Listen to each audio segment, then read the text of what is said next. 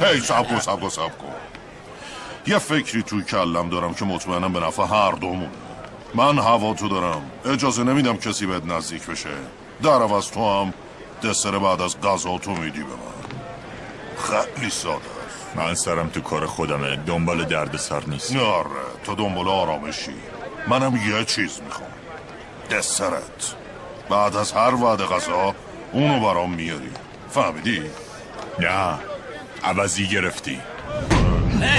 از هم جدا شین زندانیا. مشکلی نداریم رئیس، خوبی.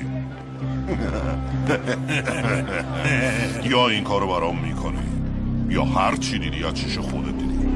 حالی چو جواب سوال رئیس رو ندادی.